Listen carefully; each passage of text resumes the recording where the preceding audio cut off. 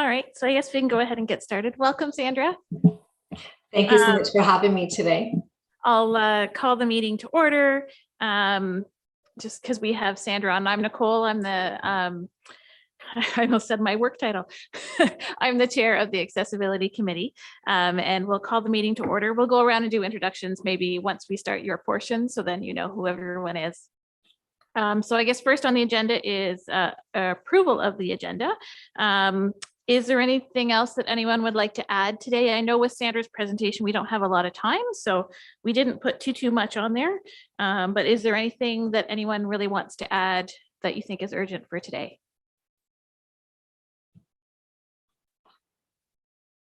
All right, I guess would anyone like to move to approve the agenda then? Mary and Colleen? And all in favor? All righty. Any declarations of pecuniary interests or general nature thereof? All right. And then attached are the minutes from our last meeting on August 13th. I'm not sure if anyone has noticed any errors or omissions in those minutes.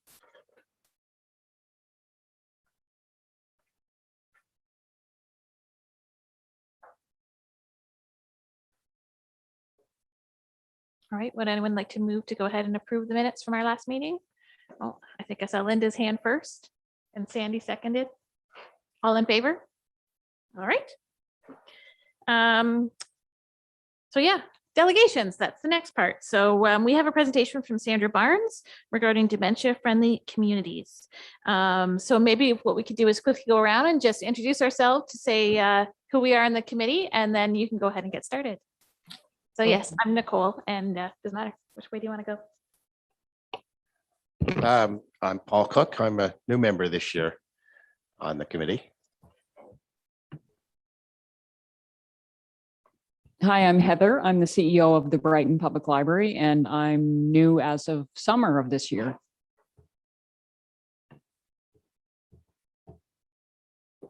Hi, I'm Colleen McPhee.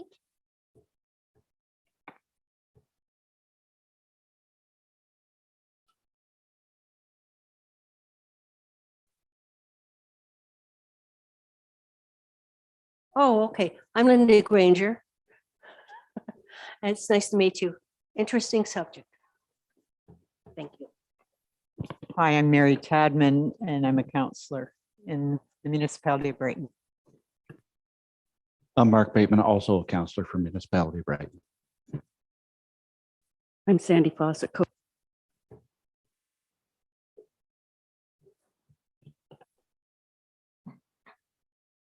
I've been on the committee for 10 years. I'm Sandy Fawcett Kovacs. Thank you so much for introducing yourselves to me. So I think perhaps Mary and Mark, you may have attended the session that I did for council back in May, and it was Mayor Ostrander that suggested that we bring this presentation to the Accessibility Committee. So I'm thrilled to be doing that this morning. So I am Sandra Barnes from the Alzheimer's Society. You can see that I have put my email address there. It's a pleasure to be with you here this morning, talking about dementia friendly communities. So I will go ahead and begin my slide presentation. So it will be a presentation talking a little bit about dementia, what is dementia, communicating with people who are living with dementia. We'll go perhaps have time for a communication exercise and then go through some scenarios. And right off the top, before I forget, I do want to mention that the first scenario refers to the library. It's a library scenario. And Heather, even without your presence here today, I was going to make mention that this scenario in no way reflects what is happening at the Brighton Public Library. And in fact, you are actually a leader among libraries within the Hastings, Prince Edward and Brighton communities. So I'm really thrilled to have it here today as well. I did want to just make that disclaimer. It's just a made up scenario. All right, so let me just start sharing my screen.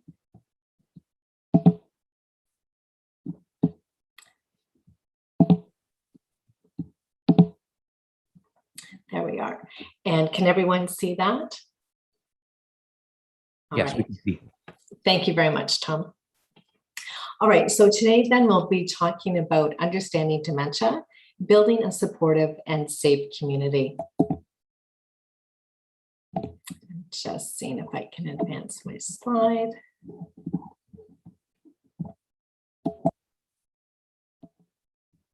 There we go. So our objective then is to make our community a place where everyone can feel safe and supported as they live healthy, active lives. Some benefits of having a dementia-friendly community is that you are able to build stronger, more empathetic policies and procedures to include people living with dementia. And I think in your role as the Accessibility Advisory Committee, you can really take some of the learnings from today and apply them to any policies that you may have input on, that you may be reviewing as well. And really, as the population ages, I know Brighton is having more and more people retire there, as well as Prince Edward County. I believe those are the two largest retirement communities coming within our most recent area, that more and more people will be developing dementia as they age. But beyond that, I think that when we're talking about dementia-friendly communities and building age-friendly populations, senior-friendly populations, you may have been hearing these buzz terms, and you will notice that from the perspective of dementia, we're talking more about a cognitive decline. Cognitive accessibility is what we'll be focused on. So I know with AOTA, we're talking about breaking down barriers, those physical barriers for people that are using walkers, have other mobility issues, maybe wheelchairs. So this dementia friendly really does focus on those cognitive impairments that we need to be cognizant about. And of course, we want to demonstrate your commitment to being inclusive. And I think us being here today and Mayor Ostrander's leadership really speaks to the importance of inclusivity within the Brighton community. So I do appreciate being here for that. So what is dementia? Dementia is an umbrella term used to describe conditions that affect memory, communication, and the ability to perform day-to-day activities. Alzheimer's disease is just one type of dementia. And so actually there's over 106 different types of dementia that we know of today. So just some characteristics of dementia then. It's a set of symptoms that are caused by disorders affecting the brain. And it does affect everyone differently. So if you've met one person with dementia, you've met one person with dementia. There's just so many other factors that fall into it, how dementia will evolve within each individual is unique. But there are some common characteristics. So really, loss of memory is sometimes the first indication that someone may be in cognitive decline. Loss of judgment and reasoning, and changes in mood and behavior. So someone that was always very friendly may be quick to anger. So that might be a significant change. But really, dementia has three common characteristics. Unfortunately, dementia is progressive, it is degenerative, and it is irreversible. Recently, there's been a new medication that's come out in the market in the United States, and it is showing the ability to actually slow down the progress of the degeneration within the brain. So it's something that we're on a medical breakthrough. There's all kinds of other research that's happening right now. So we're hoping within the next few years, we'll actually have some kind of medication that will offer some more hope for people who have the diagnosis of dementia. So just some common types of dementia then. We've mentioned Alzheimer's disease, and that is interesting in that it's 70% of the time it occurs in women. So there's investigation trying to find out what is that disparity between the genders. So they're really looking at that. Vascular dementia, just as it sounds, any kind of lack of blood flow to the brain through a vascular way. So whether it be a cardiac incident or perhaps a stroke, those two would really reflect a vascular situation. Frontal temporal lobe dementia, again, it's in the frontal part of the brain. And as we mentioned, that would affect changes in mood or in behavior in somebody. Lewy body dementia. This is dementia that mimics Parkinson's disease. So there are mobility issues associated with Lewy body.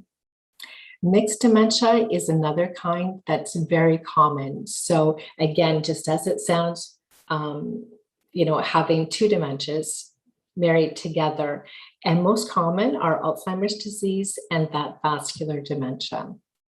Early onset, younger onset of dementia is really the invisible form of dementia. You have someone who looks very healthy, they're not elderly, they're usually under the age of 60 or younger, but sometimes can be affected by dementia as well. So just looking at dementia, because why is this topic so important? Because there are so many people living with dementia right now. In Canada, over 500,000. And if you look to the bottom, almost 1 million Canadians in the next 15 years will be living with dementia. And it's interesting to me that 16,000 people under the age of 65 are living with dementia. So that's that early onset dementia that happens. And about 220,000 people living with dementia in our province.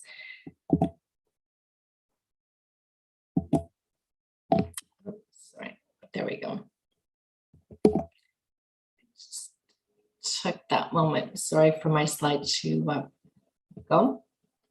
So what are the 10 warning signs of Alzheimer's disease or of a dementia? So first, we'll look at a few of these, but it's memory loss. So in your role here with the advisory committee, it could be that you're headed to a meeting, and then you notice somebody who doesn't look like they know where they are. Maybe they don't know where they're supposed to be meeting their spouse. Maybe they forget why they're actually in the building. Many of us will forget something, walk into a room and you forget why you're there, but it comes back to us. But someone with a memory loss may not even realize that they've forgotten something. Difficulty performing tasks, familiar tasks that people do, whether it's cooking a meal or even driving a car. Just trying to do that sequence of events, sometimes it's difficult to fulfill and achieve the final goal. Problems with language. So again, trying to think about a noun or a verb. What is that called over there? And for sure, we, will forget the name of a town or someone's name perhaps, but we will always usually remember that. But someone living with dementia may not. Disorientation in time and space. This is really common with people living with dementia. So if someone has an appointment, they may be anxious about that and wake up at 7 o'clock in the morning and be ready to go for the day, but their appointment's not until later in the afternoon. So they may get day and night mixed up as well, might be another common symptom. Impaired judgment.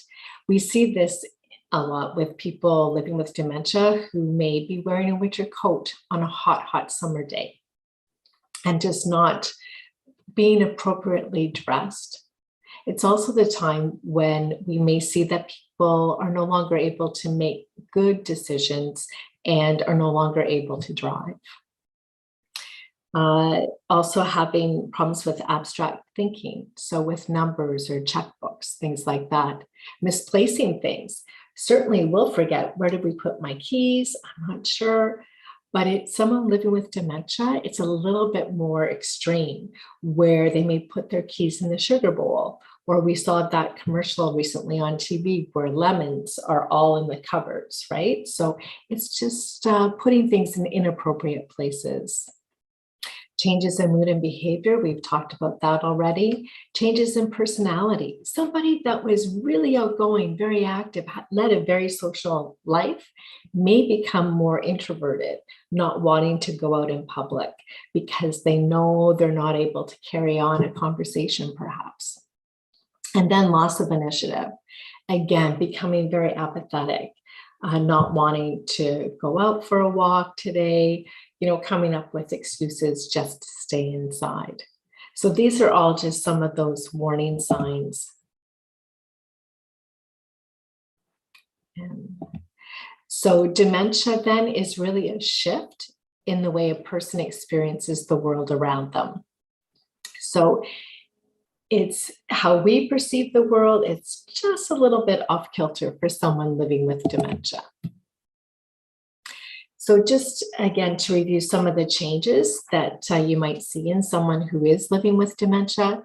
So we've mentioned language. So being able to recall names and or places, events, the use of language, maybe starting to tell a story and then forgetting how that story actually ends. That may be indicative of someone living with dementia.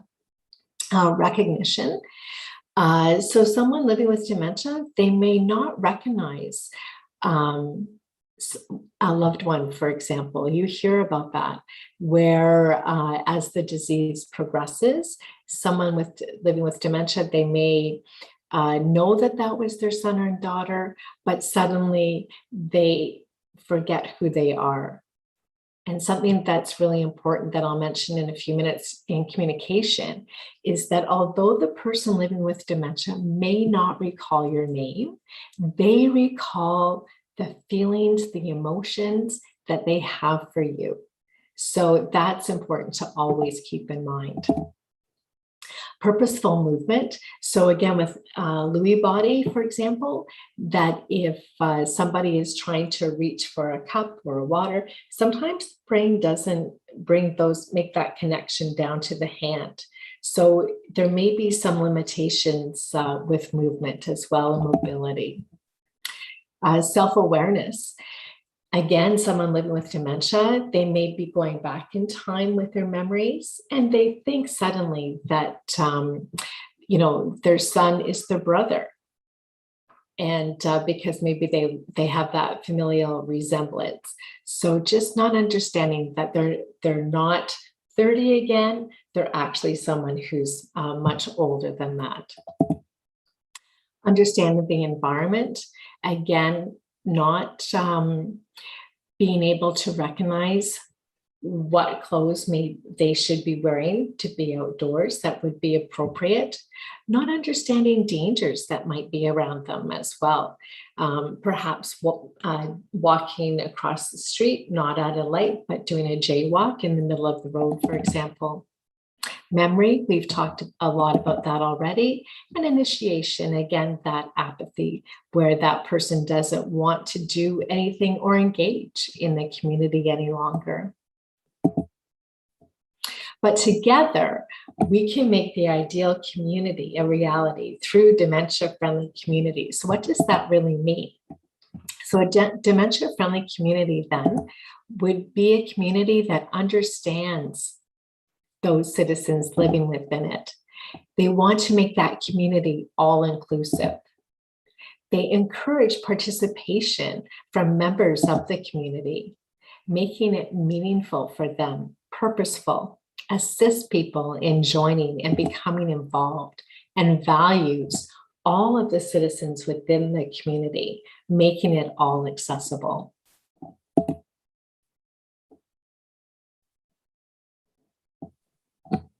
And how do we do that?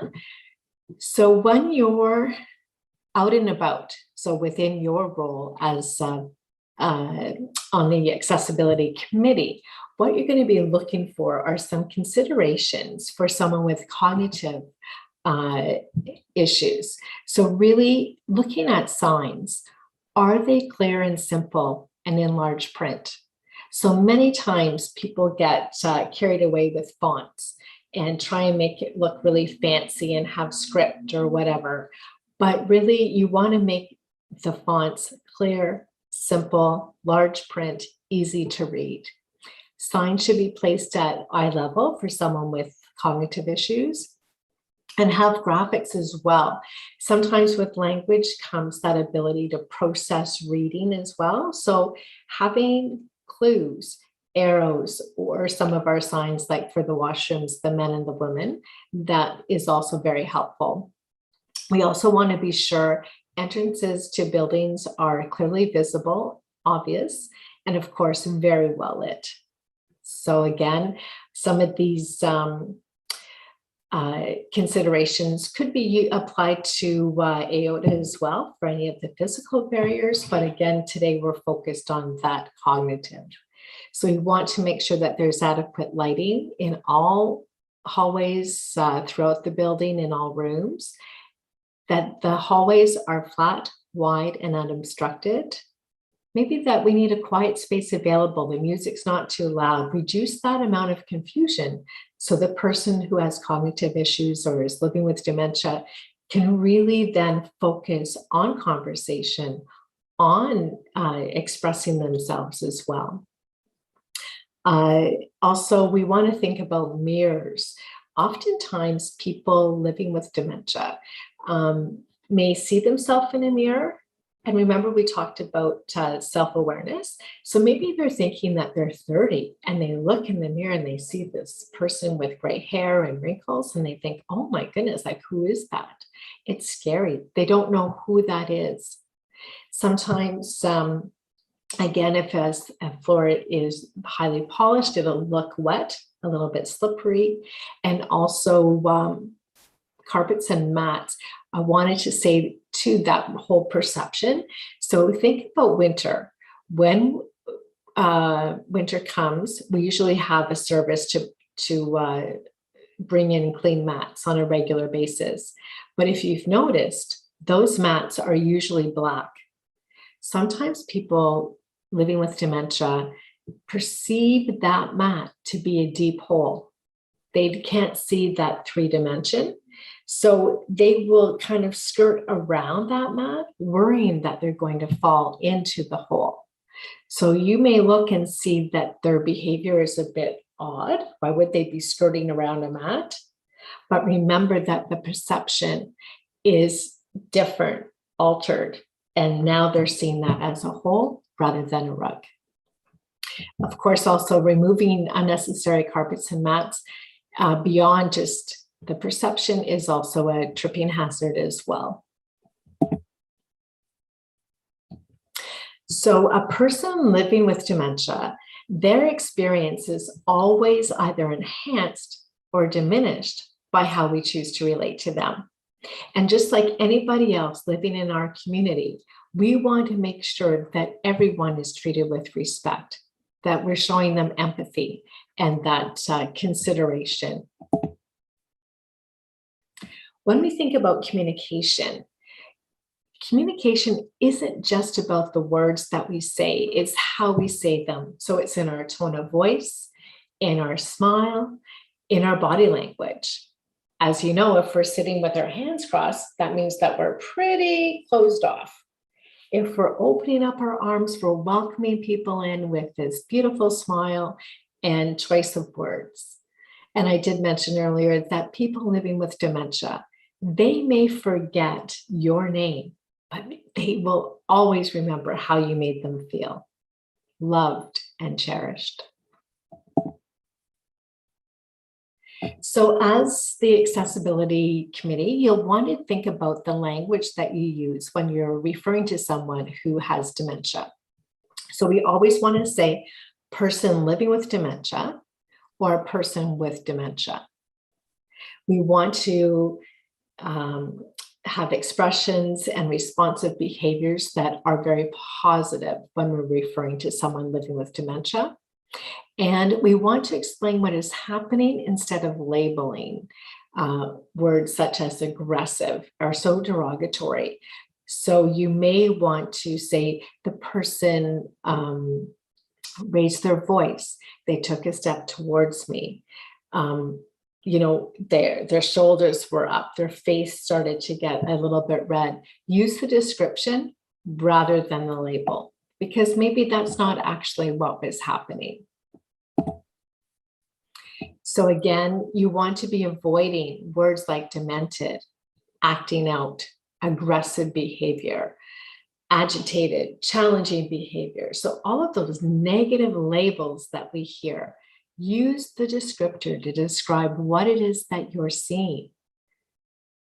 And remember that their experience is a little bit altered. So again, what we may be seen as aggressive behavior, maybe they're really excited. They're raising their voice, their face is red, they're taking that step forward because they're excited, but we're perceiving it as aggression. Hoarding, you don't want to use that.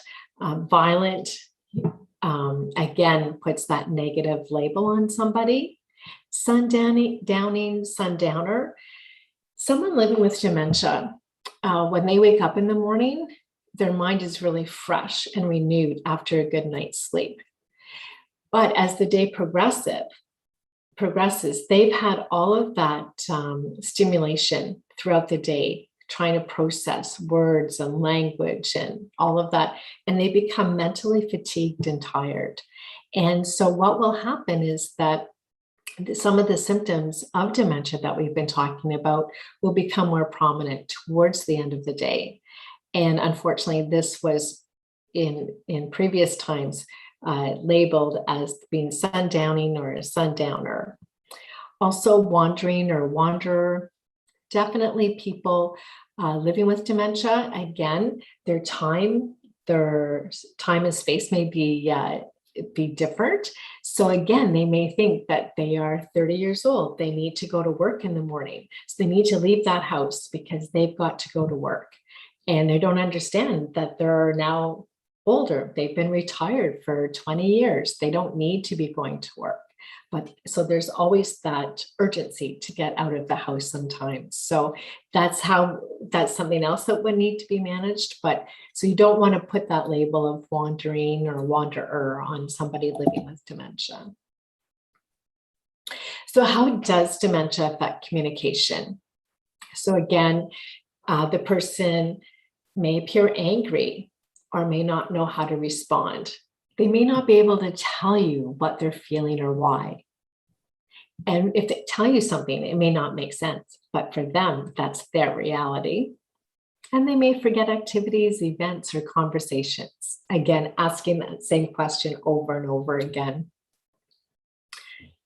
And so a person living with dementia may have difficulty expressing themselves, making sense of what other people say, filtering distractions. It's interesting, when we ask a question to someone living with dementia, so are you going outside, or do you want to go outside? That person could take up to 20 seconds to process that information.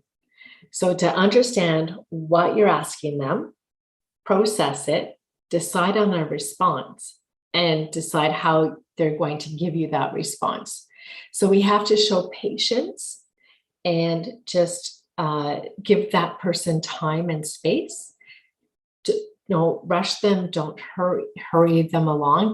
That person needs that time, that patience, that consideration to formulate a response. So what you want to avoid then is not arguing with someone living with dementia. You have to realize that this is their reality and this is their perception, and nothing that you can say is going to alter that or change that. So sometimes we do have to go along with what that person is saying.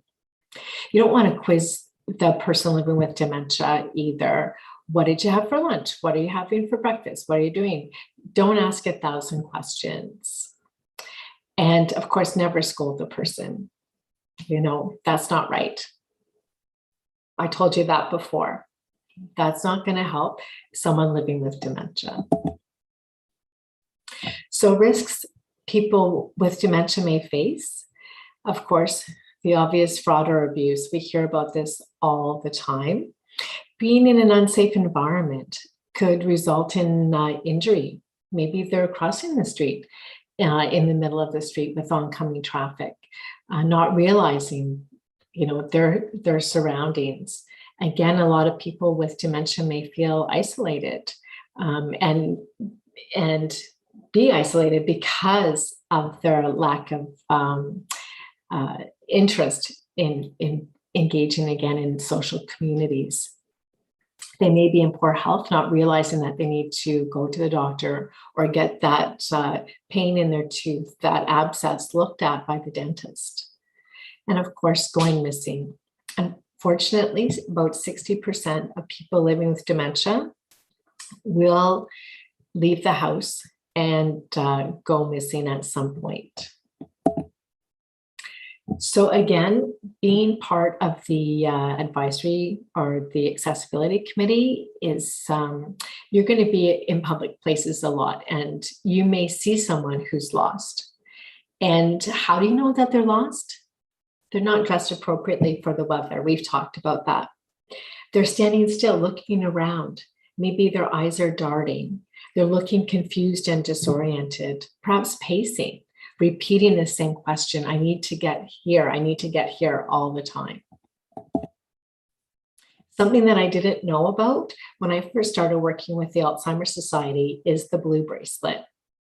So we've all seen the medical alert bracelets that have the red that refer to someone who might be allergic to penicillin or have some other kind of medical issue. But if the medical alert is done in blue, then you know that there's an issue regarding memory, so possible dementia. And so you'll want to call and let them know that there is a medical alert as well. Or if you are dealing with someone who you think may have dementia, just casually check and see if they are wearing a bracelet. And then you'd be able to confirm how best to proceed in working with that person. All right, so that concludes my presentation. So I'm just going to see if I can stop sharing. Let me just see. There we go. I'm just going to do a quick time check. Okay. So any questions about that portion of the presentation today? It's gonna thanks, Sandra. That was great. And I think this information is really valuable for this committee because reviewing, say, policies as you mentioned, or even we're actually starting to put together some plans to doing reviews of buildings and things like that, and understanding those sort of lighting things and spatial aspects when we're doing those reviews for the committee, I think will be great. So I just want to kind of mention that. Oh, perfect. I'm glad that that you really feel that it was relevant today. And so I wondered if we wanted to look at some scenarios, and maybe you can just, we can talk about it and come up with plans of actions that you may take. So I know I want to mention again that the first scenario, I do reference a library. However, again, Heather Ratz and her team are just absolutely fantastic and true leaders within not only the Brighton community, but all of Hastings, Prince Edward and Brighton. So thank you so much for your work and just being a champion for dementia-friendly communities, Heather. Thank you. So let me just read out the first scenario then, and then we can talk about how you might proceed. So you're going to the library to return books and choose your favorite title. As you approach the front entrance, you notice that there is an older gentleman who seems hesitant to walk through the foyer. He's pointing to the highly polished floor and asks you if it's wet. He's afraid of slipping. You assure him that it's not wet, it's just clean. He laughs at himself and takes a few cautious steps before walking into the library. Inside the library, you notice a woman looking around. You ask if you can be of assistance. She says she's looking for the travel section. The library has hanging signs above the stacks indicating that section.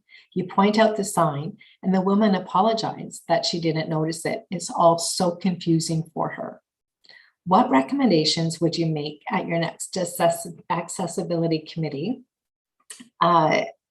advisory meeting to ensure that the library is more accessible for people with living with dementia? Does anyone want to respond? Like, what would you bring back as to the committee, just generally from your observations as a member of this committee? Well, if the signs are up so high, that would be the obvious one to lower the signs, maybe just above the bookcases so that people would see them more easily. So that would be an obvious one, I think. I don't know what you could do about the shiny floor, because we do like our, our floors clean and shiny. Thank you. All right, and any other comments? I would just add that maybe there's too many signs. So there's too much stimuli going on. Maybe the font is too fancy, as was mentioned in the slide presentation. Maybe there's not contrasting colors. What else have I noted here? Maybe, yeah, it's not simple enough. In terms of the floor, I wonder if the floor could just be cleaned, but maybe not polished. Yes, those are all excellent recommendations. And again, looking at font size, color, trying to reduce the number of signs. When we're thinking about a library, there's a lot of letters coming at us already from the spines of books, and then also from some of the other posters that may be around, along with the signage. So just trying to reduce that. And you're right, we do like to have nice shiny floors, but we always have to just keep that in our minds as well, that someone may think that it's wet and be worrying about slipping. All right.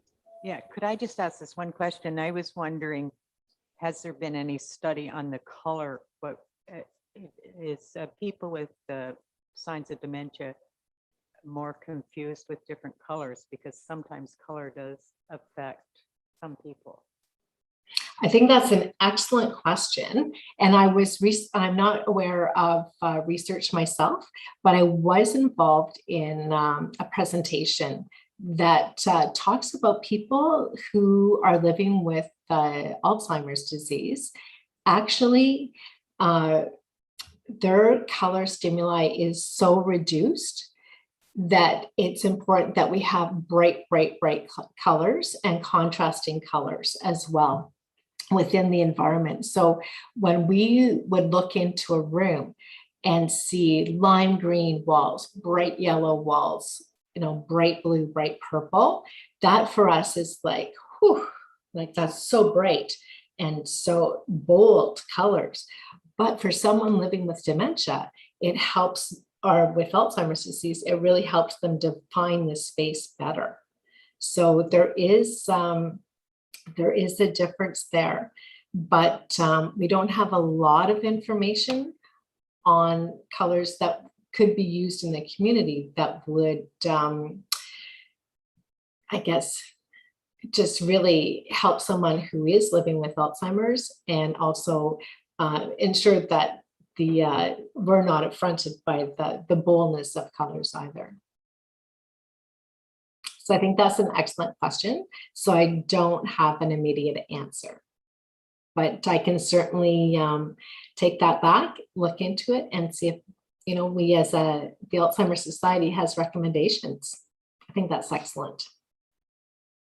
I think just to add to that, Mary, the only thing I know about print sometimes is that black on white is hard again, because it gets mixed together, especially when there's a lot of print on it. So keeping things simple, but then also sometimes putting something on a colorful background, I know will help people be able to read it better or see it better. Mhm. And I think it's just a dark red background that is not good. Because then we have to think about people who are have color blindness as well and can't see the red and the green. But you're right about all the other colors. I think that it does enhance the print itself and make it stand out. Because some people, like you're saying, with the black on white, we read the black, but someone who has a different perception may be reading are not seeing that because they're looking for the negative space. So if you're thinking about some of those, sometimes there's some drawings on Facebook, for example, and if you're looking at the black, it's one drawing, but if you're looking at the negative space, the white, then it's a different drawing, if you know what I'm saying. It's how you perceive it. All right, so thank you for all of your comments on that first scenario. And then the second one is, you are a volunteer representative on an advisory committee. You've served on this committee for a number of years. You arrive early for a meeting. Ella arrives just after you and says, "Oh, I'm so glad I'm not late for the meeting." You realize that Ella has not served on the committee in the last 5 years, and you're surprised to see her. What should you say or do? What would you do in that situation?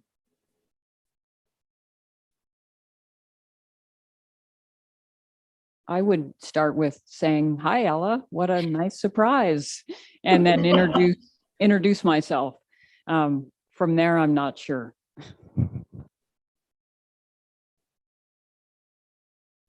I think just a general, maybe using positive language, like trying to be maintain that consistent sort of positive reflection, no matter what you're saying. But I agree, that's a kind of a tough one, where you go from there. Yeah, I also think that you need to make Ella as comfortable as possible, and so that you would ask her if she'd like to join you at the moment, and also try to be not obvious, but see if she has a medical alert and it's blue. And I don't know what's the information on the back, but there probably is a contact person. Is that correct? Yes, I believe there's a number that you can call. Right. Because I wouldn't necessarily phone 911 at that point, because, you know, the contact person needs to be relieved right away that their loved one is safe. So I would go from there. And then if there's no one to be contacted, then you would have to pursue something else. And any other comments? I was going to say, I'd probably ask some clarifying questions to sort of determine, oh, what meeting were you looking for? Just to sort of see, maybe she does sit on a different committee now, not the other one. So just to clarify where she thought she was going. Did you drive here? Did you walk here? All those sorts of things. Just to try and get sort of the background of where, I'm trying to think of the right words, what place her head is at, right? Does that make sense? Mm-hmm. I think that's excellent. And again, so you're surprised to see her, right? So I think what we were saying is that you would introduce yourself, chat with her. You want to make her feel as comfortable as possible, for sure. And yes, ascertain, is she in the correct meeting, or should she be elsewhere? Maybe she's actually there because she's an invited guest. So just finding out a bit more information. And if there does appear to be some disorientation, again, checking for the bracelet, seeing how else we can help her further. So she could be in the right place, not even have dementia, just be visiting, or she could be showing signs of dementia. So yeah, that's excellent. Just to add to that, how do you make it seem like to make her comfortable with the questions coming at her without it being a quiz show? Yeah, I think just engaging it in trying to engage her in conversation, and what have you been up to, and just having that chat, and then, oh yeah, so I'm here for this meeting. Are you coming to this meeting today? Or is she on another committee? But again, not quizzing, but trying to embellish perhaps on some of her answers. So you could be saying, oh yeah, I've been on this committee for a couple of years, so I haven't seen you here before, and I just was wondering. You could also ask her, just, I think, enhance the questions, because you're right, Heather, you don't want to be bombarding her with questions. Well, what are you doing here? You're not supposed to be here today. It's all in that gentle approach and how you couch it.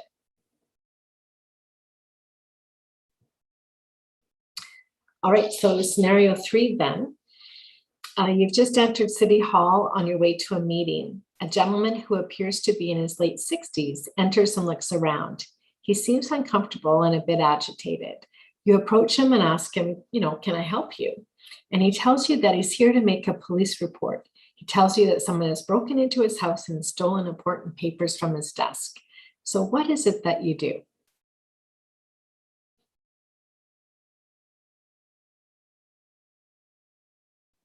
Could inform him is in the wrong place to make that kind of, he needs to go to the police station.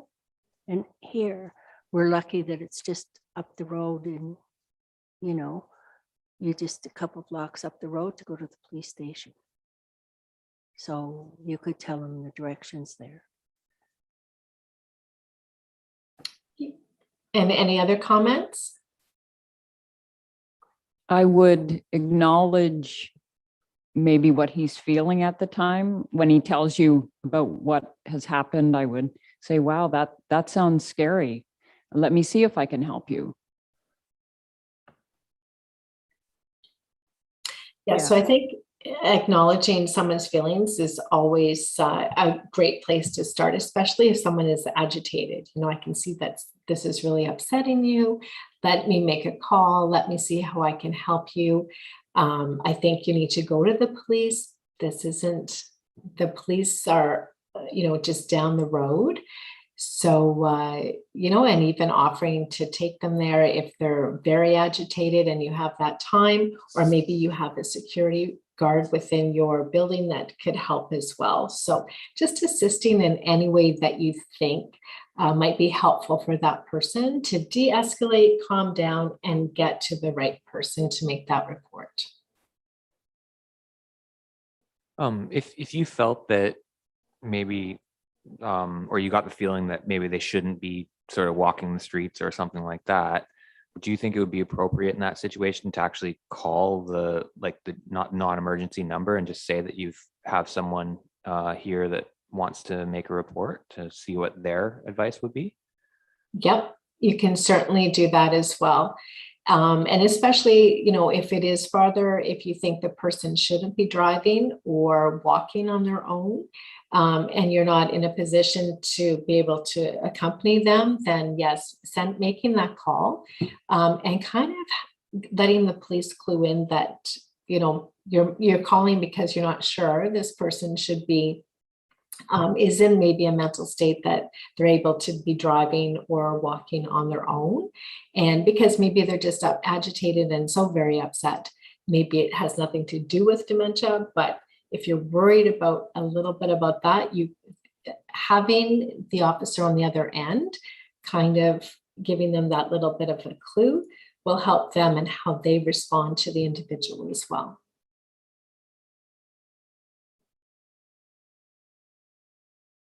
The problem sometimes, because I've had some experience in our own family, is when that person is that agitated, they can also, because you're trying to persuade them to do something they don't want to do, they can become very aggressive. So then it puts you in a position where you know, even if you take them in the car, they may grab the steering wheel. And so I think you really have to analyze what kind of condition that person's in before you think that you can solve the problem by doing it yourself. Yes. And definitely if someone appears more upset, maybe they're raising their voice, they're appearing to be like they're coming into your space and you're feeling a little bit nervous or unsure, then for sure make that call and get that support so that you know you're not saying no, you're not in the right place. That is so negative to someone who's already at this level. It just puts them over the edge. So just it's better to say, oh yes, I can help you, and just try and de-escalate the situation as much as you can.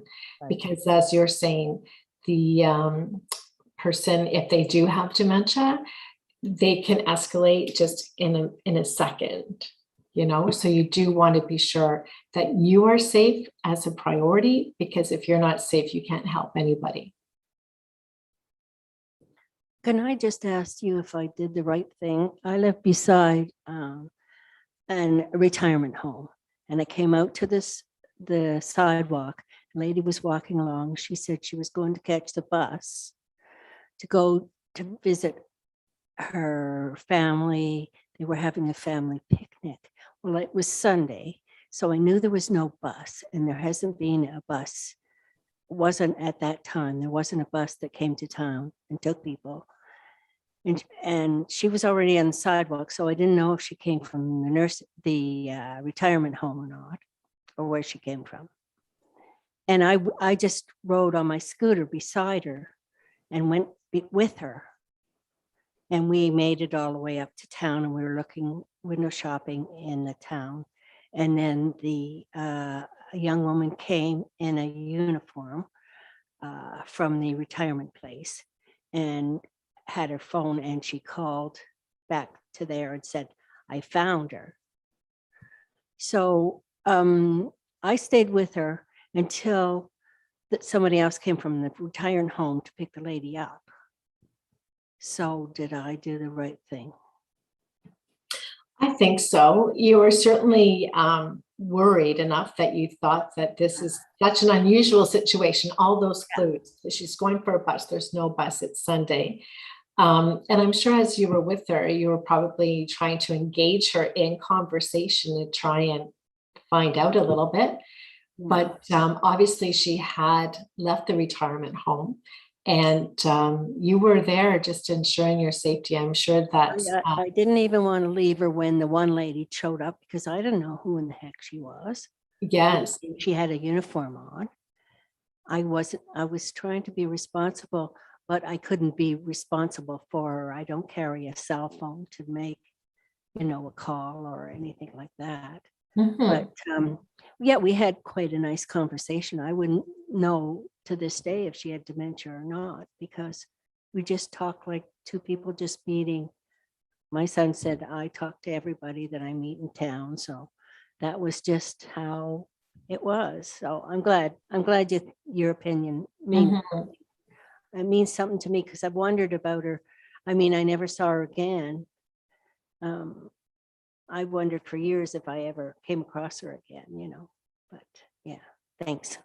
Yeah, so definitely those that are living with dementia. So I'll talk about my dad. He had vascular dementia and was in hospital in the early days. And he was able to get out of the hospital several times, and was quite convincing to, we lived in Toronto at the time, so quite convincing to the TTC driver. He got on the bus and was trying to tell the TTC driver that he's a special case. He does not have to pay because, he is special, and he didn't, have any money with him at the time, but I think he was showing him some kind of a book. He has the special pass. And so the TTC driver recognized right away, that he shouldn't be on the bus or out of the hospital, and called, and someone came and got my dad. But, another time he ended up walking from literally Scarborough General, like at the 401, all the way down to Lake Ontario, and told us that these two nice sailors came and gave him a lift back home. And of course, those would be two policemen, and back to the hospital. But so people living with dementia, they're very good at creating stories and trying to pass it off that they should be here. They have that confidence, you know, so it's always wise just to kind of try and read the situation, make good decisions where you're not saying no. And in your case, actually just going along with them instead of saying, you know, you shouldn't be out here. Where are you going? There's no buses on Sunday. What are you talking about? You know, and just going with the flow, because that was her reality, and getting her back safely. So excellent. So that's almost like the last question, actually, that last example. This one is more about finding your way. So, you know, again, you're up early, you're walking your dog, it's a cold day. Mostly it's just dog walkers that you see outside. And then suddenly you look at this lady in front of you and she has no dog. She's walking outside, it's cold. She's just wearing no hat or gloves and slippers. So, you know, something's, you know, a bit off. So what do you do?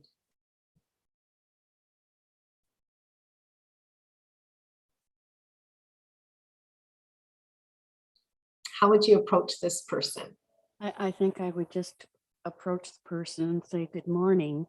You know, how are you doing? This is usually the dog walking time. It's unusual to see somebody out here like this. Are you warm enough? And just sort of see if they can open up and probably look around and find out where they are. But the same as everything else, be the hostess and just make them comfortable. But meanwhile, look at all the signs, and for the bracelet and stuff. I was in the mental health field my whole life, and you know, this is all new to me. Alzheimer's is not something that I've worked with, so I really appreciate this. Thank you. Mm-hmm. I like that term, be the hostess. I really like that, because that's how you're making sure that you're being warm and welcoming to somebody and trying to engage them in that conversation that will, you know, assist you in getting more information. So, do you live around here? I haven't seen you out here before. Are you in this neighborhood? And maybe she was putting the garbage out or something and then got distracted and decided to go for a walk, you know? So find out what's happening. If she was missing, again, you could call the police, because you don't know, her loved ones may be looking for her and be in great distress. And yet here she is just a few streets over, you know, and they obviously would have called the police already for a missing person. So if you call and say you've got someone here, they would be coming as well. But it is that clue of wearing slippers, no hat, no coat, that inappropriate dress, that kind of, what's going on here? And then you're the host engaging in that conversation. I'm sure there's a point in time where if you're meeting someone like this in this kind of a scenario, that it can be an emergency in a real hurry. Mm-hmm. Especially when you've got some weather related, I'd say snow, with they're not dressed right. They can get cold real fast, and they may already be halfway there. So I guess because what I'm hearing are instant replies to scenarios. So you gotta be on the ball kind of thing. So I guess in that kind of a situation, if you're gonna have to instantly decide, if you're out in the cold, you're out in the wet, you're out in the rain, then you're gonna call EMS. And while you're waiting for EMS, maybe you'll try to engage the person. But other than that, I'm calling EMS, because this person is going to be in trouble very quickly. And we need, you know, and it may, it may already be on its way kind of thing. So the amount of time taken in engaging and finding out things that you would normally be able to do if you were inside, you might not be able to do outside. So it's almost, if you have to, in these scenarios where you're instantly deciding how to react, so you might have to really disengage and go the emergency route. And I think that's a very good point, because we do need to make those quick decisions about how to react. And I don't think that calling EMS in this situation is an overreaction. And I think that we would rather overreact than not react, right? So you're absolutely right. So you can engage, see if she lives close by, call EMS. As I mentioned, if she is missing already, then someone may have missed her, and the police are looking for her already. So, great. Well, I must say that if there's are there any final comments or questions for our discussion today? I don't have a question, but I know Councillor Chadman has to leave here in a second. I don't want her to sneak out of the room before I can single her out, because her birthday is tomorrow. So if everybody could wish her You thought you were going to get away with it. Happy birthday. Just remember 9/11, guys. You can't forget it. 29 US.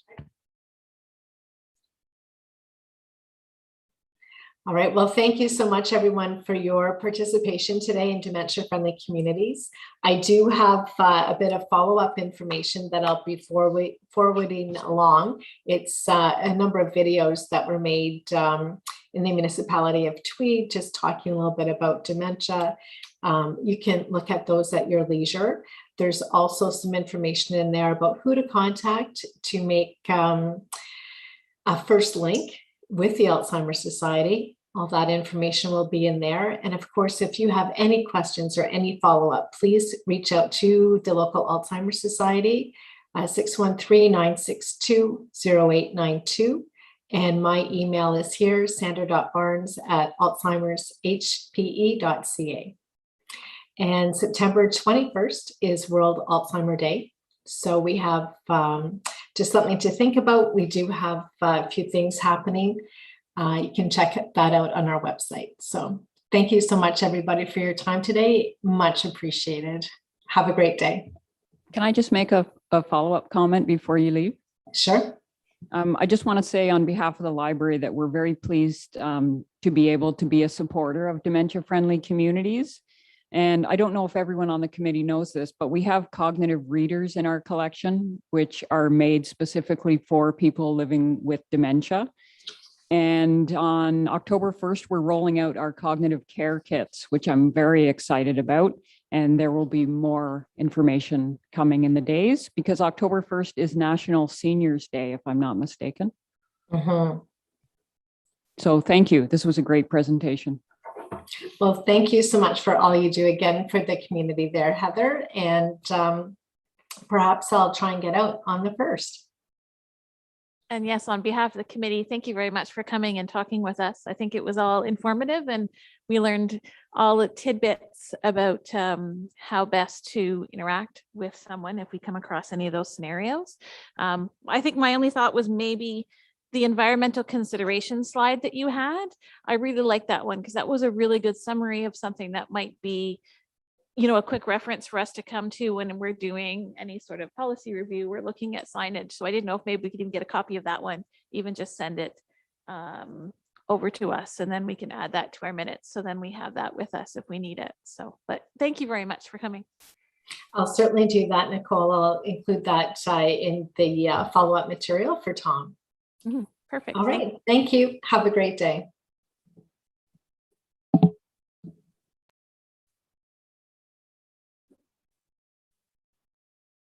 All right. Well, that was really informative. Yeah, that was good.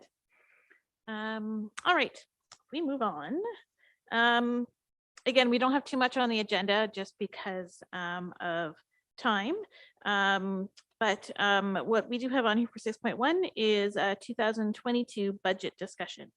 It's one of those things, right? I've seen it on social media where, you know what, it felt like 2019 was just yesterday. Yet I can't believe we're talking about 2022 because I feel like we've missed a few years in there. Especially, I know, yeah, past year.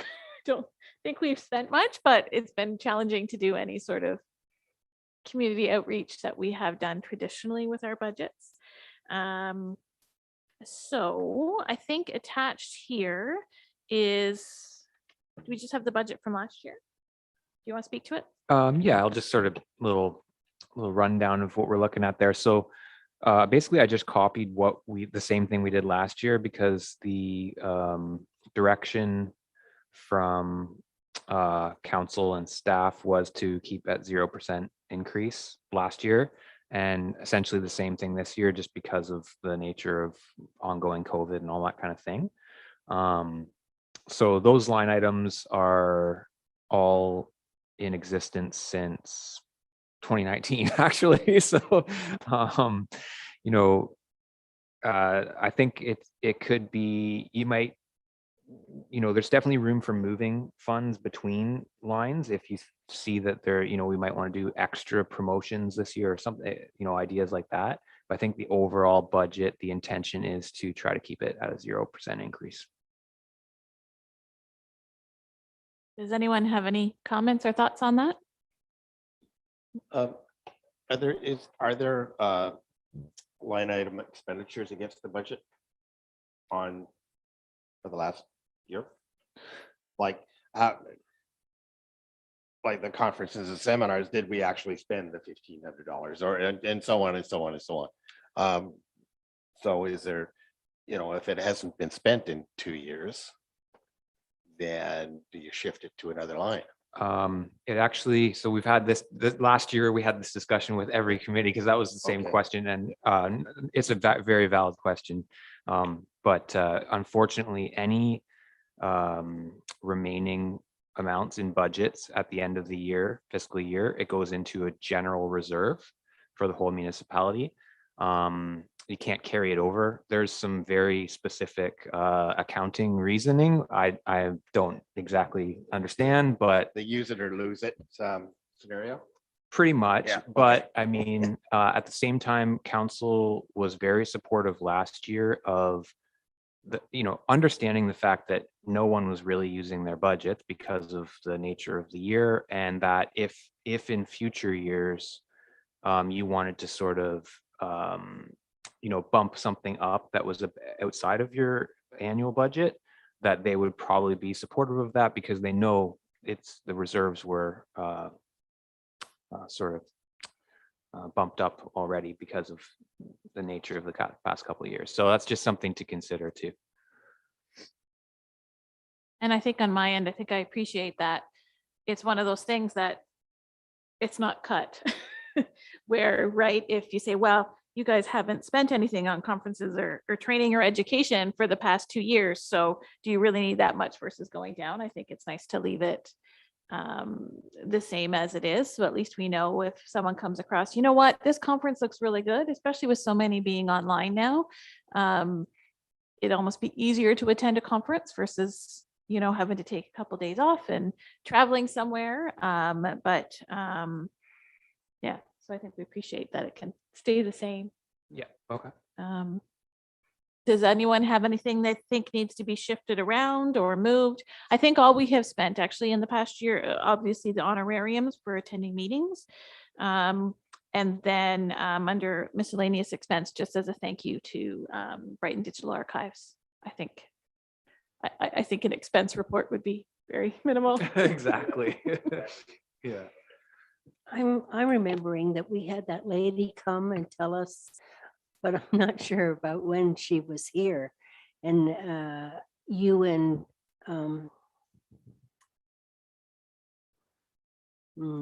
Karen met with her, and she came, and she Was that a couple of years ago? That was the consultant. Yeah, that was Yeah, that was consultant. 2019.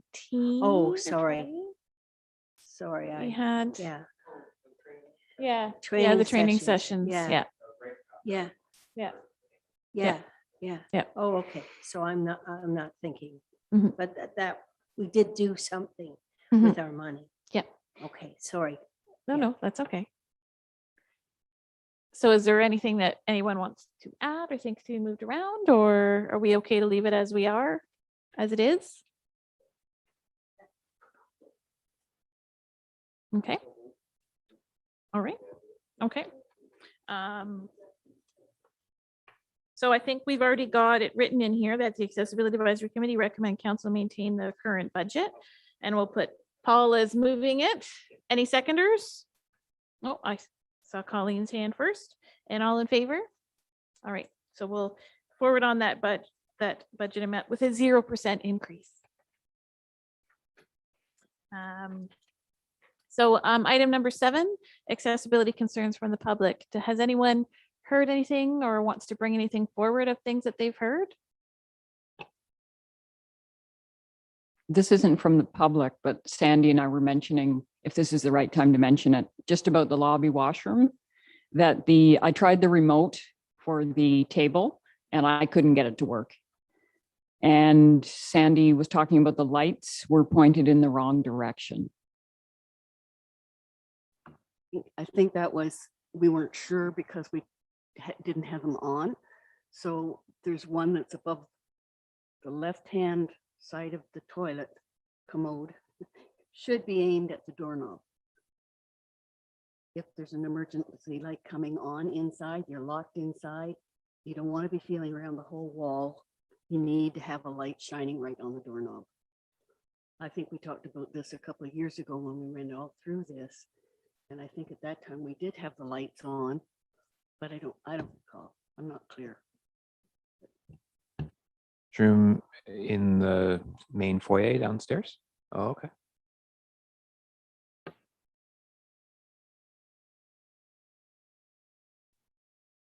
Sorry, just so I know, what's the remote?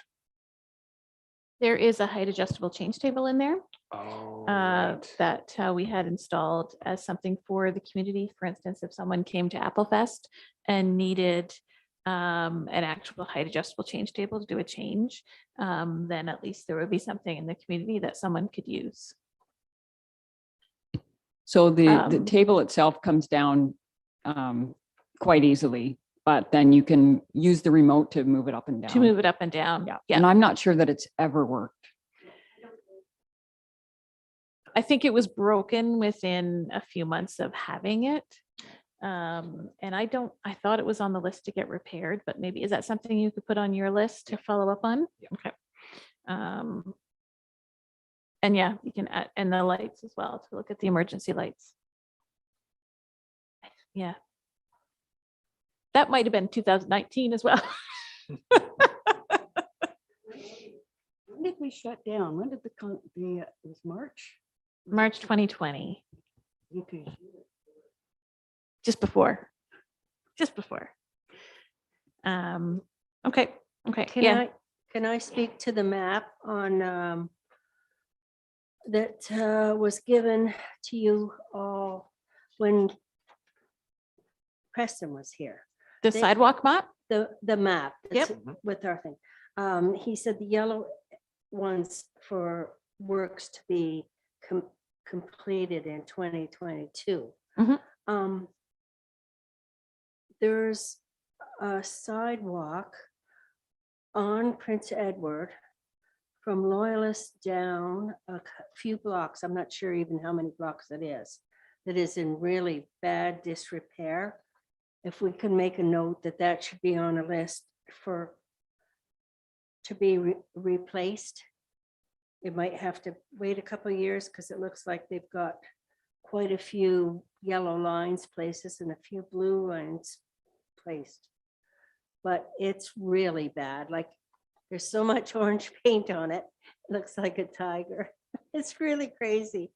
But there's also, I think, because on Cedar, they're going to start building, I believe, they're going to start building houses. Mhm. So there may be more people down there to use that sidewalk going down. Now, I know the sidewalk on, there is a sidewalk on Cedar to come up to that corner at Loyalist.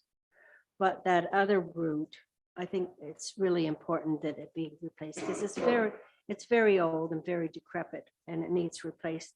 There's also along that sidewalk, there's a big metal square. I don't know, I'm not too good on sizes, but maybe it's 4 feet by 4 feet that looks pretty rusty. And they should check that for durability and see if it needs replaced, because who knows how long it's been there. And that's on Prince Uh, Edward Street? And that's on Prince Edward Street. Okay. And it's right beside the sidewalk. So you would hate to have, I mean, it's probably got something to do with the sewer system or something, but just looks very dilapidated. That I'd be worried if somebody went off that sidewalk and stepped on there and Okay, fell in. we can let Preston know Yeah. about that. But I realized he's marked quite a few places, so that's great. And because I was only at home and could only see this map a short time, but today I looked into it to see if Mhm. that was indeed where they had planned to replace it. Mhm. Yeah, I think, Yep. we're doing really good on replacing some good sidewalks. Thank you. Yeah, I think there had been quite a lot of backlog of sidewalk repair. So I think the focus right now is the downtown area. And then, yeah, if we could add that Prince Edward Street maybe onto the future projects. Mhm. Anything else, Mark? Just on the Prince Edward Street, I'm really familiar with that. That's right on the corner from where I live. So that section of Prince Edward that you're talking about, it's not only like, it's all crumbled up, but it's also the old school narrow sidewalk.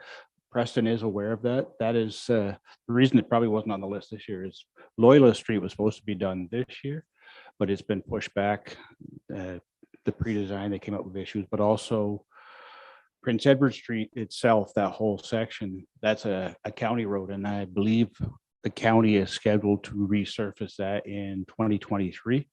And they're doing a pre-design, so they're going to be looking at that whole intersection of Loyalist, Service Ontario, because at one time we didn't have the industrial park. There's a lot more traffic. And for the sidewalk on Cedar Street, we'll see more information on that when the final site plan comes for the proposed condo complex over on off of Cedar Street. Because there's talk, they might be extending that sidewalk. I guess it would be on the west side.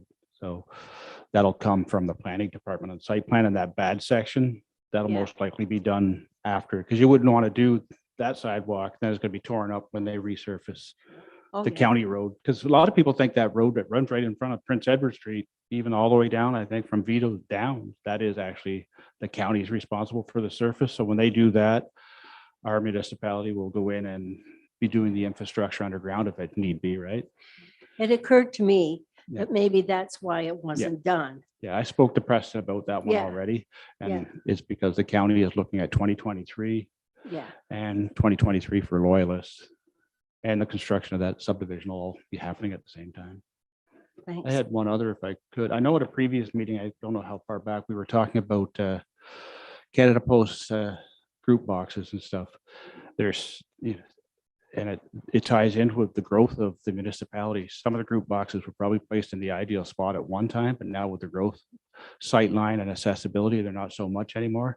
A few stand out. One stands out. Tom, you and I talked about it. The one down on across it's from the gates of Presqu'île, so I guess it would be on the corner of Lakehurst. No, Lakeshore. It used to be on the other side of the road at one time, and because of the development that's down there, it was moved to the other side.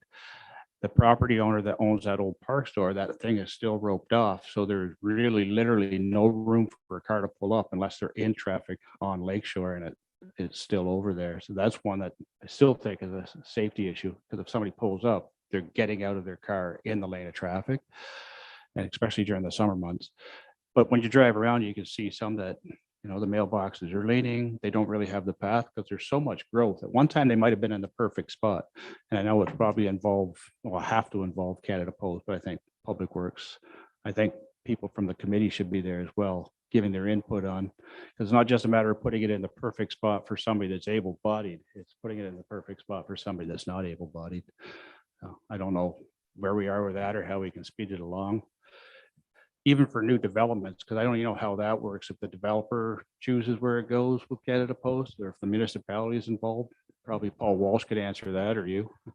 So yeah, I've been, thanks for bringing this up because I meant to update you guys on this. So over the past few months, I've been back and forth with the local rep that organizes all that work for Canada Post. And then we also looped in Preston into the conversation because there was a bit of a trying to figure out what parts are the responsibility of the municipality and what parts are the responsibility of Canada Post. So it turns out Canada Post, they don't do concrete pads for their boxes. So anything you see that has concrete, that's the municipality would have written that into an agreement with the subdivision because of whatever reasoning at the time. So in general, if you see a box that's on, patio stones, that kind of thing, slab type things, those are the ones that they put in. So the one that we were originally talking about, is it I think of Neptune, but I think that's wrong. I think that's Peterborough.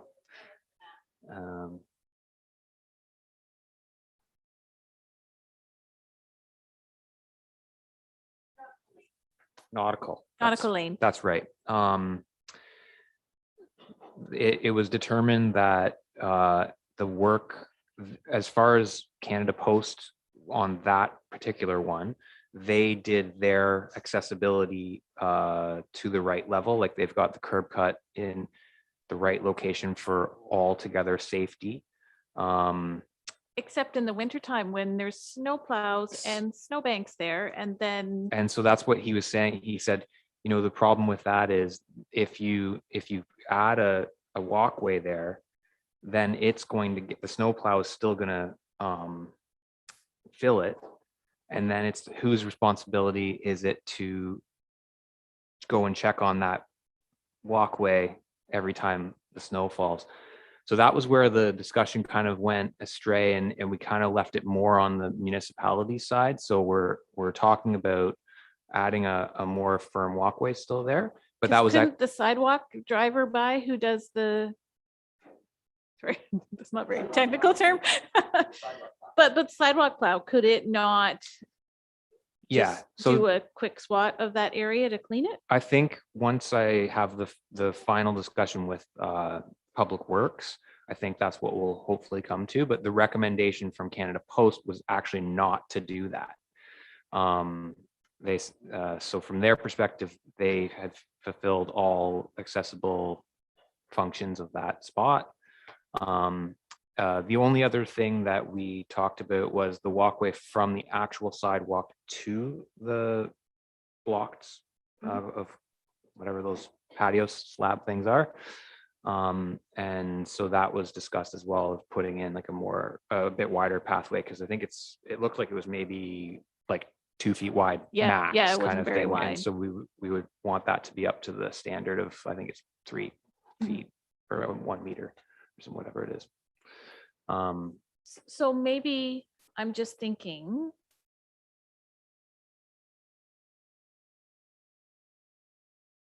Nicole, can I add something just for you? On Nautical Lane, that's a prime example of the growth.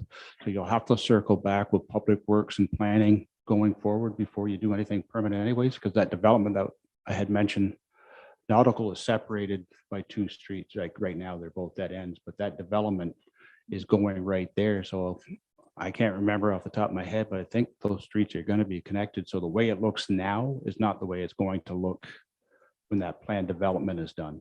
So anything that, even if you come up with a solution now, it's going to change when that LeBlanc subdivision, and not the Councillor LeBlanc, the one out of Port Hope, those condos that are going in there are going to change that whole dynamic anyways. I think the mailboxes would still stay there though. Yeah. So, Well, it all depends on, because they're getting rid of those turnabouts, like Paul Walsh would probably be able to speak to it better because he'd have the site plan in front of him, see how those streets are going to connect and stuff. Where they're going to put the group boxes for the people that live inside the condo. Is it going to be inside, outside? Yeah, and further to this point, so that's been the other piece of that I've been working on, is just discussing with Paul, Director of Planning, to come up with a game plan for subdivision reviews for this committee. And then this will be one of the main factors, right? So Canada Post, basically, they make a recommendation for where they think the box should go. And then like any curb cuts necessary. So they sort of have like a plan from an accessibility standpoint when they come into it, but it's all based on sign off from the municipality. So that's where I think, this committee would come in to play, as long as we get the review at the right time. That's a piece that we can provide feedback for, and then the municipality would approve whatever from there. so at least that will help with the new subdivisions coming in. Yeah, and that's the point I was driving at, because Canada Post would do all their stuff and their due diligence on what they see now, because they don't look at future planning, because they don't see what developments we have down the road. So when they put all that stuff in, I know that's condo complex has just happened recently, like the approval. But even if it was closer to that, when they decided that's the perfect spot in their mind, they don't know what's happening with that. So you're going to constantly have to be reviewing this over the years as subdivisions develop and grow, because Canada Post, that's the spot, but then they don't know what we're doing as a municipality. That's where we have to lean on Paul and his team, because they know what the future growth is coming, right? Or proposed anyways, and keep us in the loop all the time. So can you put the post office box at Lakeshore Drive? Is that something that you could discuss with Paul to see about, is there a plan to move it with the new subdivision going in there, or is it going to stay there? And if it's staying there, can there be a meeting with post office box or post office people to look at accessibility and safety of it? Because that box was moved for the Lakeside Landing complex, because there's multiple things in there. So it was on the opposite side of the road at one time. So especially in the summer, there's so much traffic down there. And then you got that one thing that's roped off. It's a whole nother issue.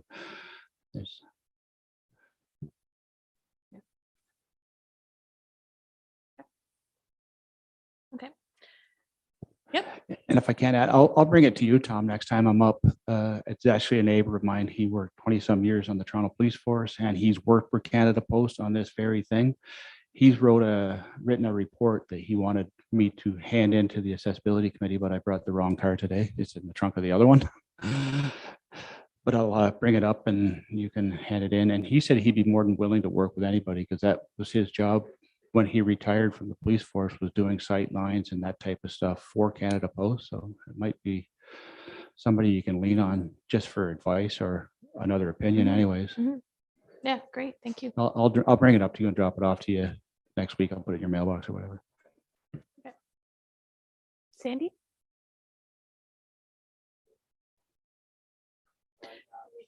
Yeah, because the live stream can't hear you if that's not Okay. on. I'm on. I just, I don't know if this has anything to do with our committee, so I'm just going to put it out there. The bottom of Ontario Street where the government dock is and the parking lot.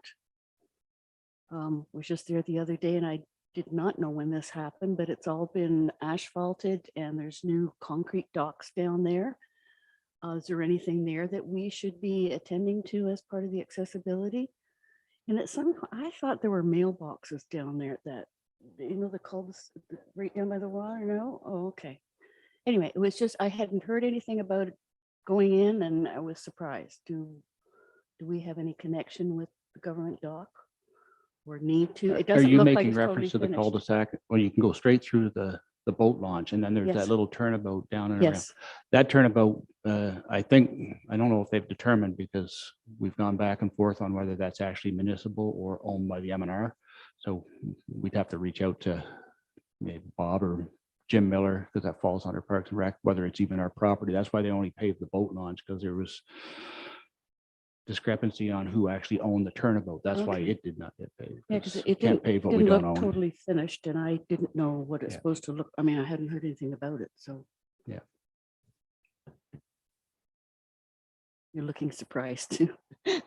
No, again, I don't think the municipality comes to us for every single thing that's paved or repaved or touched up, right? Otherwise our meetings would be really, really, really long. Mhm. And if it's, yeah, I guess if there hasn't been an accessibility issue, then it wouldn't necessarily come to us. So, yeah, I don't know. Does anyone else want to? And actually, that parking lot was just recently, but it was scheduled to be paved in 2019, but the high water level from the lake Right. had that whole parking lot underwater, so it was delayed a year. Okay. And then that other section that you're talking about, that was completely underwater, that you could take a canoe in it. But we were told at that time it was M&R. I don't know if they've determined. Okay. Yeah. I just met somebody down there and they hadn't been here since 2019 when we had the flooding. And they didn't know that we had all that waterfront period because the flooding had come right up across the road. And anyway, I hadn't heard about anything going on down there. So I was surprised. And it didn't say that it wasn't finished, but it doesn't look finished, like there's no sidewalk or anything there. And I just didn't know anything about it. Wondered if anybody else did, and you do. Probably our biggest issue with that parking lot, well, especially last summer with the pandemic and all the public beaches closed and Presqu'île open, was all that area was taken up by people parking and wanting to walk into Presqu'île. That's why you see all the no parking signs on the causeway. And last summer, that being a boat launch, there was very few boat trailers in there because it was, our Presqu'île was just hyper busy. It was this year too, but their new system curbed the parking some, but the summer before it was just a free for all down there.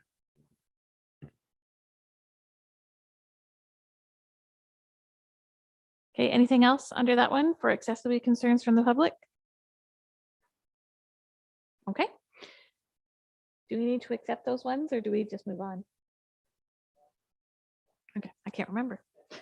I don't think there's any other correspondence. So the only thing left is our next meeting date, which is usually the second Friday, which I think for this time is right before Thanksgiving. Hey, Nicole, can I Yep. put one more thing out there for the committee to consider? And I'm not saying I want it or don't want it, but give you something to think about. Picture King Edward Park Arena. And when you pull in the front of the building where there's parking facing the north, I don't know if we can invite somebody here. I've had a lot of people ask if that could ever be made into a one directional, because when you have people parked facing the north, there's really not a whole lot of room for two cars to go through there. Plus it's the main entrance coming into the front of the building. If you entered and you went down past between sunny days and the arena, you could still loop around whatever direction you wanted to make it, because with two-way traffic parking and entering, it's food for thought that maybe the committee could look at that. It somewhat falls under accessibility, because if you're going through the main entrance and it's, mobility scooter, you've got people parking and you've got west-east traffic at the same time. It's another one of those things where we're growing to the point where it was good at one time, maybe it's not anymore. I wonder maybe if that's something to put as an agenda item for next meeting. And then maybe even having Jim Miller here. If it's something the committee wanted, you could always put it in the minutes after we discuss it, and then council will discuss it, and they can, there wouldn't be a whole lot of cost to making the change if that's the direction people wanted. I'm just cognizant of the time and Yeah. it wasn't on the No, agenda. I don't want to so- debate it here, but on the next agenda, because it's The something to next think about, agenda, yeah. Okay. Yeah, we'll add that to the next one. So yeah, the next meeting would be October 8th at 10 o'clock. Is that okay with everybody? I won't be able to attend because that's the day before my birthday and Mary will bug me, so. I promise I'll bring cake.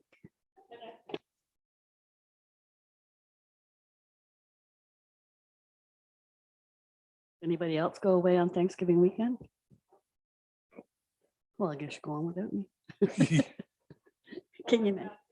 I don't know. An invitation to do something, I'm going to do it. It's been 2 years of lockdown now. Whoever is not coming on that day has to bring turkey.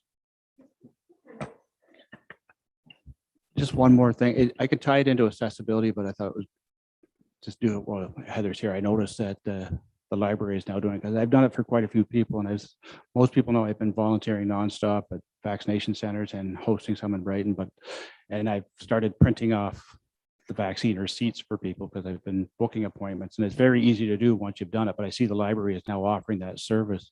So I think that's really key to get out to people, because I know I've been inundated with people asking if I can do it, which I can, but if they know that they can come into the accessibility entrance here, whether they need that or not, but it's right uptown, and that's a huge service. Because I just said to somebody the other day, we need to set up something where some people can do that, because with the announcement that vaccine passports may or may not be coming on, I think it's September 22nd, that you have to show proof, and it's relatively easy to go in there and, you know, download and print to get those. So if we can get the word out on that for people, it's huge. Thank you for that. All right. I think we'll move ahead to adjourn then for the meeting today. Does anyone want to? Okay, Mark and Linda, and everyone's in favor, I'm sure. So thank you very much for coming.